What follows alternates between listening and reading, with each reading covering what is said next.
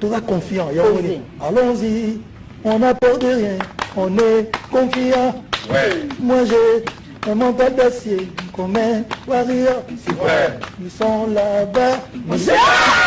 Lobe Zalaki investiture ya président de la République Fachi Beton pour la deuxième mandat nae nenge masole kendaki elelo tozaki na match il fallait to beta contre Maroc la match Zalaki tellement kita opesi mwambo boy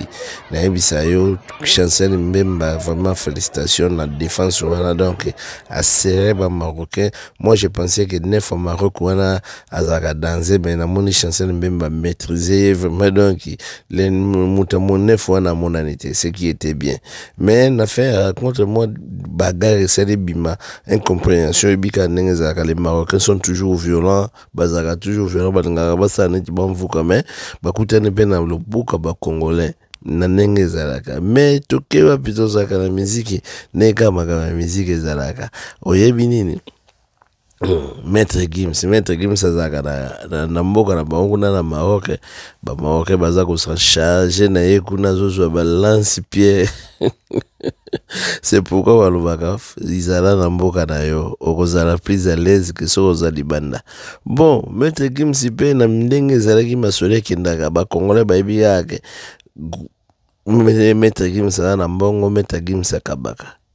Maître Gims ya vraiment donc na investiture ya Fachi Beton bakutana na Matou Samuel ndenge masole kendaka Matou Samuel ayebe kake so ndenge bakutani aozomwe pakolami bota Matou Samuel ta mission na ina Maître Gims ndenge zokena azoloba petit kanisa ngaiti petit kanisa ngaya kanti ndenge kutana na Maître Gims za ndenge kutana na Fali po Fali so kutana na ye en tout cas so oza neti na ba viena et tout en tout cas okosepela batu nyonso bakutana na Fali basepela po za culture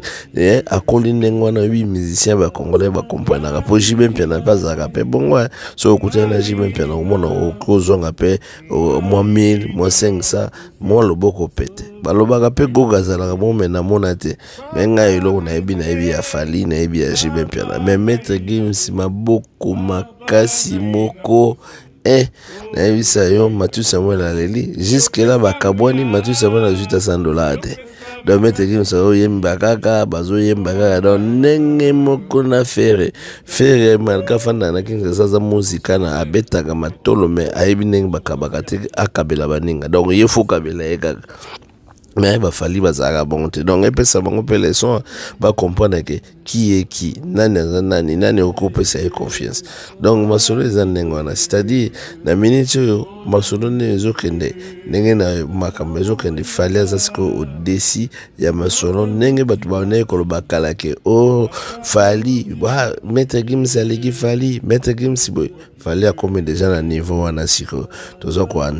bit tozoninga siko tobeta Madison Square lobi tobeta Stade de France lobi tobeta double Stade de Martyrs. Donc tenez-vous prêts, makambo eza bien surtout na régime ya Fachi Beton makambo ezokende bien promotion ya musique ezokende kitoko donc c'est-à-dire masolo eza carré awana nina sala comparaison Maître Gims na Fali te nazobeta na binoka le solo ya maboko makasi po Fali maboko pete botala ka ndenge masolo kendeki ekeki toko mais pona ba marocain masolo ndenge ekei donc ben s'il teza na ndenga ko sakana te ba marocain bazoko take Chancel Mbemba kuna. Alors vous les Congolais aussi bokene na page ba marocain bo take bango kuna ba comprendre que bazana affaire na ba congolais on a peur de rien il faut to bangisa bango tagos à suivre bye bye.